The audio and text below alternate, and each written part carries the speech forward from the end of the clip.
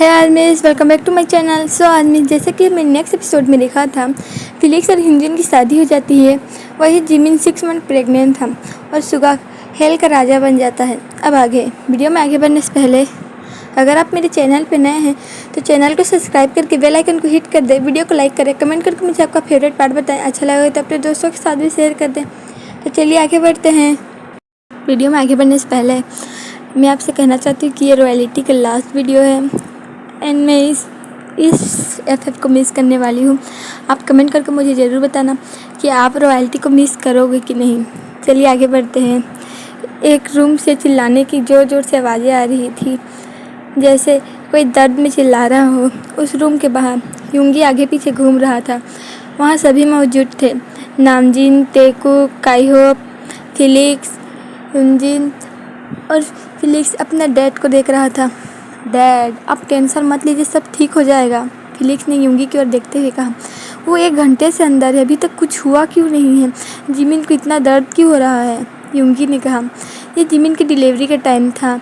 3 महीने देखते देखते ऐसे ही पार हो गए। फिलिक्स और यूंजिन भी अपने हनीमून से वापस आ चुके थे। मॉम, क्या सच में जिमिन ठीक तो होगा ना? यूंगी ने होबी से पूछा। होबी ने अपना सर पकड़ लिया। यूंगी ने यह बचपन होबी से पूछा था। होबी ने गुस्से से काई की ओर देखा। यूंगी, सब्र रखो, सब ठीक हो जाएगा। काई ने होबी की डराने वाली नज़रों को दूर देखते हुए कहा। पता नहीं उसे इतना टाइम क्यों लग रहा है, वो कब से चिल्लाया जा रहा है, उसका गला दर्द करेगा, यूंगी ने कहा। तभी अचानक से 2 लोगों की चिल्लाने की आवाज़ आई। एक जिमिन था और दूसरा यूंगी। जिमिन को इस तरह चिल्लाते देख यूंगी भी चिल्ला पड़ा। यूंगी, तुम बच्चा पैदा नहीं कर रहे हो तो तुम अपना मुंह बंद क्यों नहीं रखते? काई ने अब गुस्से से कहा। अब उसका भी पारा हाई होता जा रहा था। वो जिमिन चिल्लाया इस वजह से। पता नहीं तुम हेल को कैसे संभालोगे, वो भी अब तो मुझे डर लग रहा है। काई ने कहा। डैड, हेल की बात अलग है और यह जिमिन की बात हो रही है, यूंगी ने कहा। तुमसे तो बहस करना ही बेकार है, काई ने कहा। तभी अंदर से एक क्यूट छोटी सी बच्ची की रोने की आवाज़ें आने लगी। ये तो किसी लड़की की आवाज़ है, यूंगी ने कहा। इसका मतलब क्या वो बेबी गर्ल है? यूंगी ने सीधे खड़े होते हुए कहा और उसने अपने मॉम डैड की ओर देखने लगा। उन्हें बाहर आने दो, होबी ने कहा। अब वो भी खुश नज़र आ रहा था। वहाँ सभी खुश थे। आखिरकार उनके घर में एक लिटिल एंजल आ ही गई। तभी दरवाज़ा खुला और मेडिसिन बाहर निकली। कॉन्ग्रेचुलेसन हो, आपकी एक बेटी हुई है, उसने हंसते हुए कहा। क्या मैं उन दोनों से मिल सकता हूँ? यूंगी ने एक्साइटेड होते हुए कहा। माफ़ करना यूंगी, जिमिन तो अभी बेहोश है, आप अपनी बेटी से मिल सकते हैं, मेडिसिन ने कहा। ओह थैंक यू मून गोडेस, आपका बहुत बहुत शुक्रिया, यूंगी ने कहा। और वो अपनी बेटी को देखने के लिए वहाँ से चला गया। आपका बहुत बहुत शुक्रिया, काई ने मेडिसिन से कहा। योर ऑनर, ये तो मेरा फ़र्ज़ था, उसने कहा। मैं अब चलती हूँ। अब बेबी और जिमिन का अच्छे से ख्याल रखिएगा, मास्टर जिमिन का अच्छे से ख्याल रखिएगा, उस मेडिसिन ने कहा। काई ने हमें सर हिलाया और वो वहाँ से चला गया। वहीं दूसरी ओर यूंगी, जो खुशी से अपनी बेटी के पास आया था। हेलो बेबी, हाँ तुम कितनी क्यूट हो, यूंगी ने कहा। लेकिन वो भी बेबी को अपनी गोद में नहीं ले रहा था। तुम तो कितनी छोटी हो, एकदम स्मॉल, तुम मेरे हाथों में आ पाओगी, यूंगी ने कहा। और यूंगी ने अपने हाथ अपने कपड़े से ही पोंछ लिए और बहुत सावधानी से उस अपनी बेबी गर्ल को अपनी गोद में लिया। तुम तो सच में एक एंजल हो, अपनी मॉम की तरह। डैड, उसे पीछे से आवाज़ आई। फिलिक्स, देखो तुम्हारी बहन को। यूंगी ने बेबी का चेहरा फिलिक्स की ओर करते हुए कहा। ये कितनी क्यूट है ना? हाँ बिल्कुल आपकी जैसी है, फिलिक्स ने कहा। और वो भी अपनी बहन को सोते हुए देख रही थी। इसका पूरा फेस आपके जैसा है डैड, फिलिक्स ने कहा। तुम्हें पता है तुम्हारी डिलीवरी के टाइम मैं कितना डरा हुआ था कि तुम सेफ़ होगी कि नहीं, क्योंकि तुम्हारी डिलीवरी की डेट बहुत जल्दी आ गई थी। मैं बहुत डर गया था, यूंगी ने अपनी बेबी गर्ल की ओर देखते हुए कहा। लेकिन तुम बिल्कुल ठीक थे, बिल्कुल जिमिन की तरह। लेकिन तुम्हें पता है हम तुम्हारे साथ ज़्यादा टाइम नहीं स्पेंड कर पाए और इसका दुख मुझे आज तक है, यूंगी ने कहा। डैड, इसमें आपकी कोई गलती नहीं है, फिलिक्स ने कहा। फिलिक्स ने यूंगी की की ओर देखा। उसकी आंखों में आंसू आ चुके थे। डैड, आप रो क्यों रहे हो? फिलिक्स ने साइड हक करते हुए कहा। कुछ नहीं, बस मैं सोच रहा था अगर हम टाइम को पीछे कर पाते तो मैं तुम्हारे साथ कितना वक्त गुजार पाता ना। मुझे माफ़ करना, हम तुम्हें टाइम ही नहीं दे पाए हैं ना। क्योंकि ने फिलिक्स की ओर देखते हुए कहा, ऐसी कोई बात नहीं है, मैं आप लोगों के साथ बहुत खुश हूँ। सच में मैं बहुत खुश हूँ, फिलिक्स ने कहा। थैंक यू हमें समझने के लिए, यूंगी ने कहा और उसने फिलिक्स के फॉरहेड में किस किया। तभी उन्हें आवाज़ आने लगी। यूंगी ने पीछे पलट के देखा। उसके मॉम, डैड, जीन, आरएम, ते और जंकुक और यूजिन खड़े थे। ये कितने क्यूट है, ते ने कहा और वो यूंगी के पास आ गया। नहीं, तुम्हारे हाथ गंदे हैं, पहले हाथ धोकर आओ, यूंगी ने कहा। जैसे आपके हाथ बहुत साफ थे। मैंने अपने हाथ अपने कपड़े से पोंछ लिए हैं, तुम भी अपने हाथ पोंछ के आओ, तब मैं बेबी को दूंगा, यूंगी ने कहा। यूंगी कितने बच्चों की तरह हरकतें कर रहा है ना, हुबी ने काई की ओर देखते हुए कहा। मैंने उसे इतना खुश कभी नहीं देखा था, सच में कभी नहीं, काई ने कहा। वो हमेशा से चुप रहने वाला बच्चा था, लेकिन आज जब उसका खुद का बेबी हो तो कितना खुश है ना। मुझे पता है वो बहुत खुश है। वो यही सब सोच रहा होगा कि उसने फिलिक्स को ज़्यादा टाइम नहीं दे पाया, इसलिए वो अपने बेबी के गर्ल के साथ अच्छे से रहना चाहता है।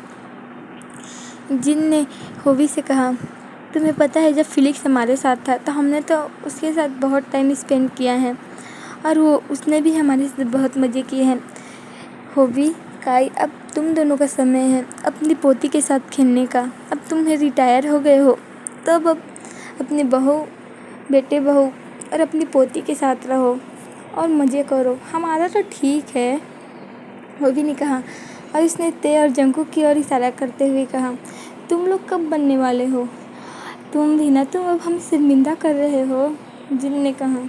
इसमें शर्मिंदा होने की क्या बात है? तुम हमारी यूंगी और जिमिन को देखो, उनके बेटे का शादी हो चुका है अब। होबी ने फिलिक्स और यूजिन की ओर देखते हुए कहा, जो बेबी के साथ खेल रहे थे। मैं तो बस मून गॉडेस से यही प्रेयर करूँगा कि दोनों हमेशा इसी तरह खुश रहें। हाँ, मैं भी, जिन ने भी कहा। हम सब यही प्रार्थना करते हैं, काई और आर्यन ने भी कहा। तुमने सच कहा, वो लोग साथ में कितने क्यूट लगते हैं ना। उन सब की आवाज़ करने की वजह से जिमिन अपने नींद से उठ चुका था। जिमिन को थोड़ा वक्त लगा संभलने में और समझने में कि अभी क्या हो रहा है। जैसे ही जिमिन को कुछ होश आया, जिमिन ने सबसे पहले अपने स्टमक चेक किया, वो एम्प्टी था। मेरा बेबी, जिमिन ने अचानक से कहा और सभी की नज़रें जिमिन की ओर मुड़ी। जिम, यूंगी ने कहा और उसने बेबी ते के हाथ में दे दिया, जो कब से उसे लेने के लिए यूंगी के आगे पीछे घूम रहा था। तुम ठीक तो हो ना? आराम से, यूंगी ने जिमिन को बेड में सीधे बैठाते हुए कहा।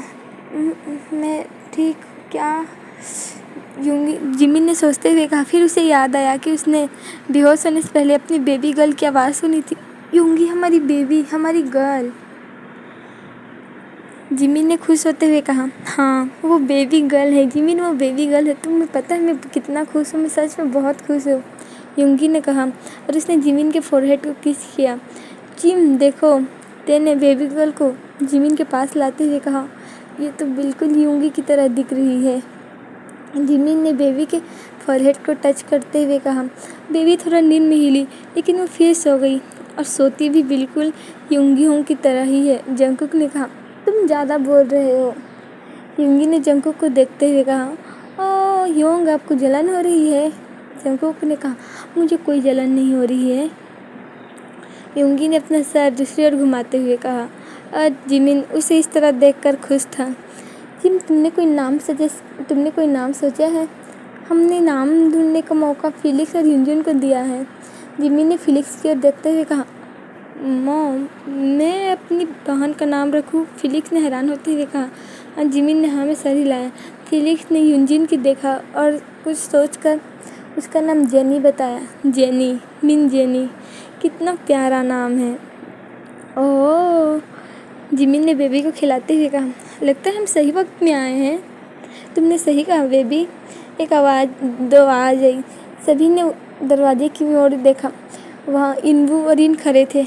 हाँ, खुशी का तो मौका है ही, हमारी यूंगी जो डैड बन गया और इस बार बेबी गर्ल हुई है, अभी ने कहा, सच में कॉन्ग्रेचुलेसन युंगी। युनवू ने कहा और इसने युंगी को आकर हक किया। Thank you so much. Yoongi ने कहा, तुम्हें पता है आज मैं इस दुनिया का सबसे ज़्यादा खुश इंसान हूँ। मैंने कभी नहीं सोचा था कि मैं कभी फिर से किसी का बचपन देख पाऊँगा। युंगी ने युनजिन की ओर देखते हुए कहा, हमारी फिलिक्स का अच्छे से ख्याल रखना।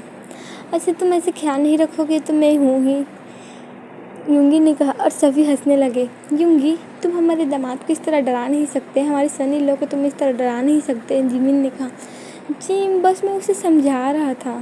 डैड आप भी ना, फिलिक्स ने कहा और इसने युनजिन का हक कर लिया। वो सब तो ठीक है, इन ने कहा और इसने फिलिक्स की ओर देखा। तुम हमें खुशखबरी कब सुनाने वाले हो? फिलिक्स की ये सुन के उसका मुंह लाल हो गया था। मुझे लगता है ना मैं कमरे में कुछ भूल आया हूँ, मैं अभी लेकर आता हूँ, फिलिक्स ने कहा और वो हंसते हुए शर्माते हुए वहाँ से चला गया। मॉम, आपने उसे साई कर दिया। ओहो, तो तुम ही हमें आंसर दे दो कि तुम लोग हमें खुशखबरी कब देते हो। हाँ मैं आया, फिलिक्स ने कहा। मुझे लगता है ना फिलिक्स मुझे सॉरी युनजिन ने कहा, मुझे लगता है फिलिक्स मुझे बुला रहा है। इतना बोलकर युनजिन भी वहाँ से चला गया। जंगकुक उन दोनों को देखकर हंस रहा था। और तुम बनी बॉय, इनने उसके पास आते हुए कहा। मैं, जंगकुक ने खुद की ओर इशारा करते हुए कहा। हाँ तो बताओ, तुम अब तक हम सबको खुशखबरी कब देने वाले हो? एक्चुअली तेने कुछ कहना स्टार्ट किया। बेबी मैं बोलता हूँ ना, तुम यहाँ आओ। जंगकुक ने ते को अपने पास किया। तो 2 मंथ प्रेग्नेंट है, जंगकुक ने कहा। क्या? सभी ने वहाँ एक साथ कहा। हाँ हम ये खुशखबरी देने वाले थे, हम ये खुशखबरी आप सबको रात में सुनाने वाले थे, लेकिन सब जब इतना अब बोल ही रहे हो तो। ओ मेरे बेबी, जिन ने ते को हक करते हुए कहा। तुम सबको हम ये सब पहले ही बता देने चाहिए था, जिन ने कहा। मॉम हमने सोचा था कि जब जिमिन युंग का बेबी होगा तो हम उस वक्त आप सबको बताएंगे। सच में आज तो एक साथ 2 खुशखबरी है, जिन ने कहा और उसने ते के फोरहेड को किस किया। मैं भी बहुत खुश हूँ बेटा, आर्यम ने कहा और उसने ते के पीठ से थपथपाया। और जिमिन अपने भाई और जंगकुक सबको वहाँ इस तरह खुश देखकर बहुत खुश था। उसने युंगी की ओर देखा जो अभी भी जेनी के साथ खेलने में बिजी था। हे मून गॉडेस, मैं बस यही प्रेयर करता हूँ कि सब बिल्कुल ठीक रहे और हमेशा सब हम इस तरह ऐसे ही खुश रहें। जिमिन कितने कहते ही जिमिन का विजन धुंधला होने लगा, उसे ब्लर इमेज आने लगी। तभी जिमिन को महसूस हुआ कि किसी ने उसके चेहरे पर पानी फेंका है। जिमिन ने अचानक से अपनी आंखें खोली। पहले उसकी आंखों में धुंधलाहट थी। जिमिन ने अपनी आंखों को अपने हाथों से साफ किया और फिर आंखें खोली। अभी भी उसे देखने में थोड़ी प्रॉब्लम आ रही थी। जिमिन ने अपनी आंखें फिर बंद की और थोड़ी देर बाद खोली। उसने अपने आप को एक रूम में पाया। जिमिन को ये रूम बहुत जाना पहचाना लग रहा था और जिमिन को किसी की बोलने की आवाज़ आई। जिमिन ने अपने बगल में देखा, वहाँ जंगकुक खड़ा था। योंग, आपको बुला रहे हैं। पहले तो जिमिन को समझ नहीं आया कि जिमिन को कौन बुला रहा। जंगकुक, जिमिन ने खड़े होते हुए कहा और अभी भी उसके चेहरे पे टेंशन साफ झलक रही थी। जिमिन इधर उधर ही देख रहा था, उसे समझ नहीं आ रहा था कि आखिर हो क्या रहा है। जिमिन ने उस कमरे को अच्छे से देखा, तब जाकर उसे याद आया यह तो पीटर वाला मेंशन है जहाँ जिमिन रहा करता था जब वो पीटर के लिए काम करता था। लेकिन जिमिन अचानक से यहाँ क्या कर रहा था? जंगकुक हम यहाँ क्या कर रहे हैं? हमें तो उनके पास होना चाहिए था। क्यों, अब क्या बोल रहे हैं? जंगकुक ने कहा। जल्दी चलिए वरना वो पीटर फिर गुस्सा हो जाएगा। अब प्लीज़ मुझे डांटिएगा मत कि मैं उसे उसके नाम से बुला रहा हूँ। उसे बॉस कहने की मेरी कोई इच्छा नहीं होती है, जंगकुक ने कहा और उसने एक आह भरी। लेकिन हम उसके पास जा क्यों रहे हैं और हम यहाँ कैसे आए? ये सब क्या हो रहा है? जिमिन ने पूछा। यूँ क्या हुआ? आपने कोई बुरा सपना देखा? वैसे पीटर के साथ रहते हुए किसी को कोई अच्छी सपने आने की कोई उम्मीद भी नहीं है। वैसे हमारे लिए खुशखबरी है, लेकिन मैं आपको ये नहीं बताऊंगा, आपको ये जिन ह्योंग ही बताएंगी। जल्दी चलिए वरना जिन ह्योंग गुस्सा हो जाएंगे। वैसे भी पीटर आपको कब से बुला रहा था, जंगकुक ने कहा। अब फ्रेश होकर आ जाइएगा, मैं चलता हूँ, जंगकुक ने कहा और वो वहाँ से चला गया। लेकिन जिमिन को भी समझ नहीं आ रहा था कि वो वापस से पीटर के मेंशन पे क्या कर रहा है।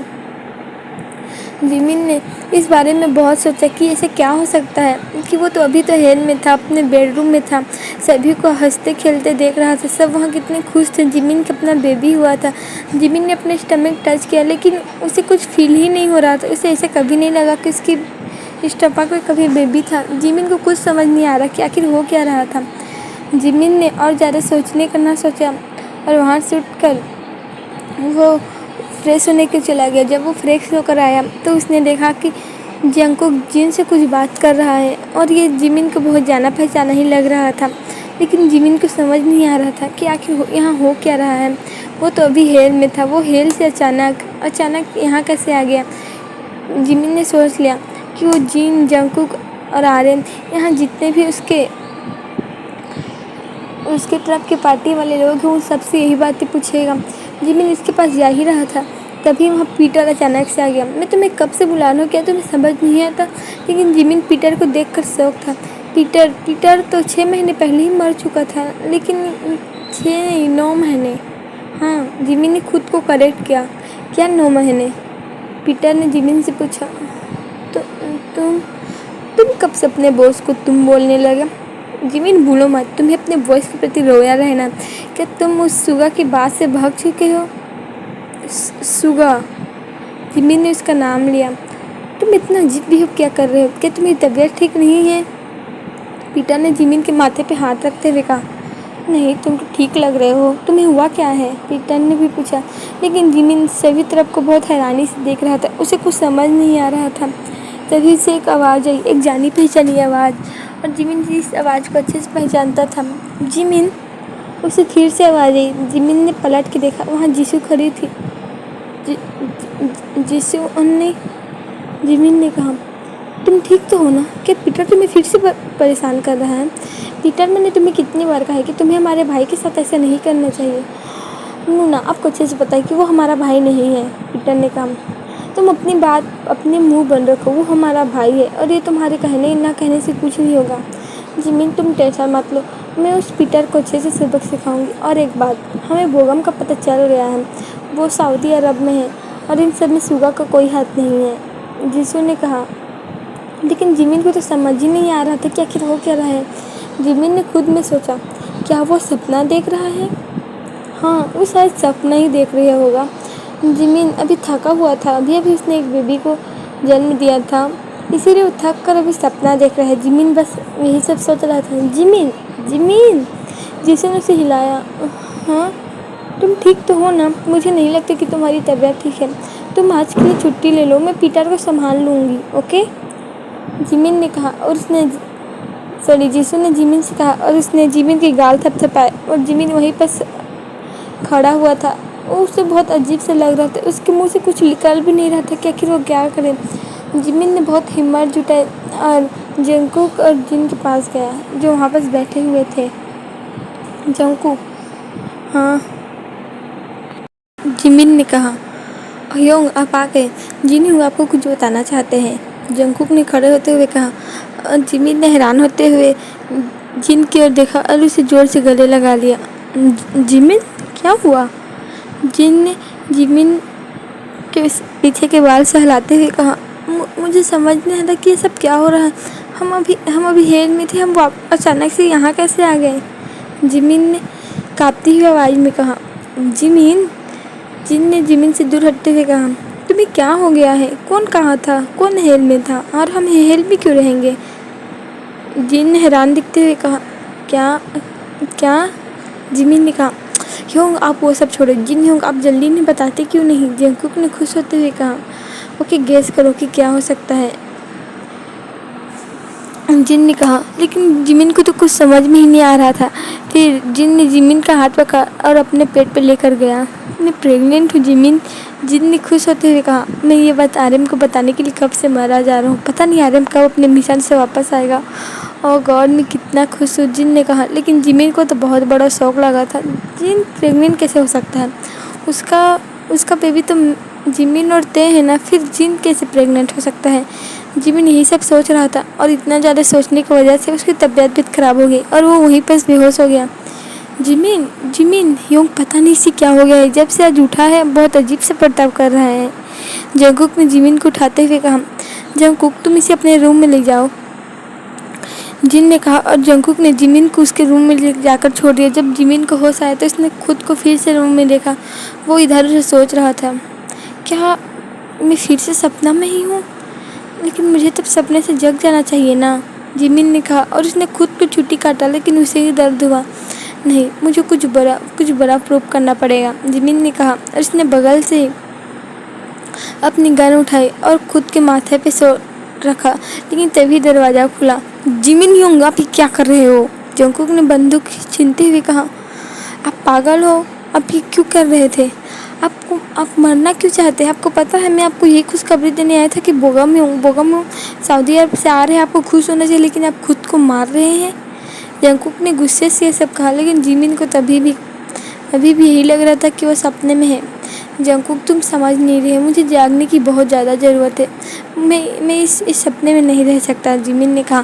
क्यों पागल जैसे बात मत करो, आपको आराम की ज़रूरत है, आप आराम करो, मैं आपका गन लेकर जाता हूँ, जंगकुक ने कहा और वो वहाँ से गन लेकर चला गया। लेकिन जिमिन अभी भी कुछ सोच रहा था। जिमिन ने इधर उधर देखा।